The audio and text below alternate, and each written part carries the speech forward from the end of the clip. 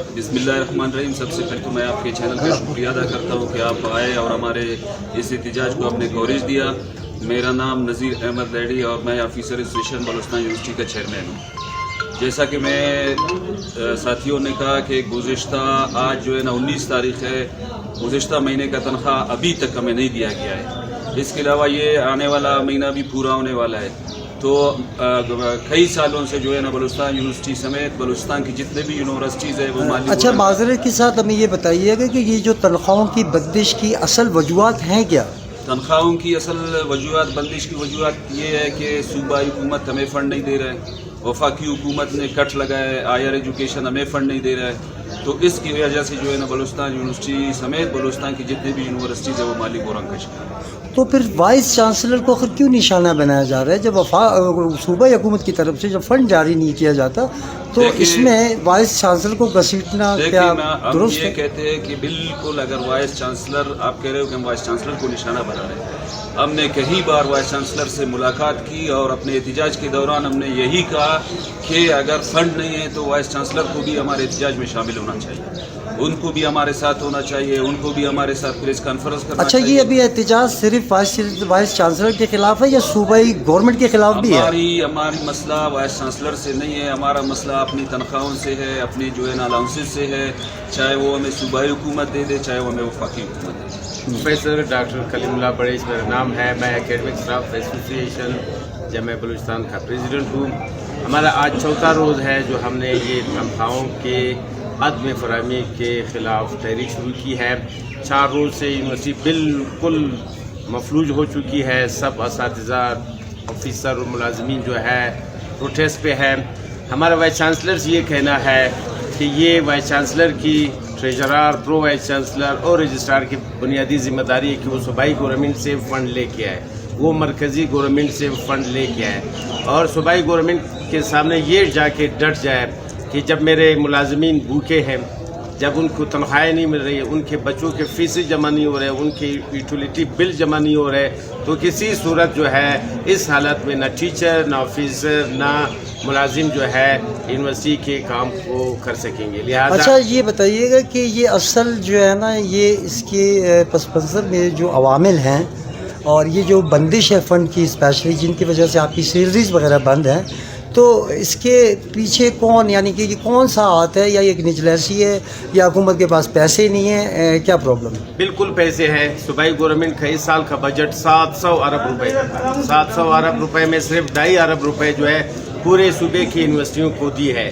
اور وفاقی گورنمنٹ کا بجٹ جو ہے 10,000 ارب روپے کا وفاقی گورنمنٹ کا اس سال کا بجٹ تھا. اس میں صرف 65 ارب روپے ہماری تنخواہوں کی مد میں رکھی. تمام ملک کی یونیورسٹیوں کے لیے پیسے ہیں, اور یہ نہیں چاہ رہے کہ ایجوکیشن سیکٹر میں انویسٹ کرے.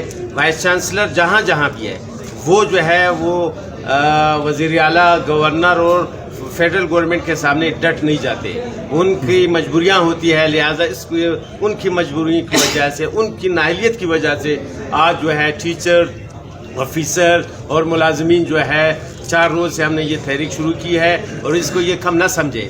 یہ بڑا اہم ہے کہ آپ کی مدر علمی جو ہے یونیورسٹی آف بلوچستان جو صوبے کی سب سے بڑی یونیورسٹی ہے وہ 4 روز سے بند ہے. کس لیے؟ اپنا بنیادی حق ہے, ہم کوئی مطالبہ نہیں کریں.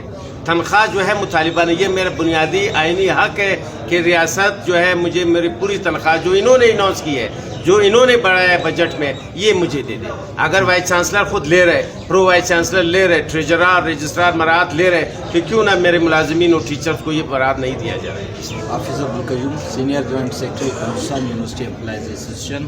یہ جو مسئلے بنے ہیں بلوچستان یونیورسٹی میں پچھلے 4 دنوں سے ملازمین, اساتذہ کرام اور آفیسر سراپا احتجاج ہے, یہ صرف صوبائی حکومت کے نااہلی کی وجہ سے ہیں.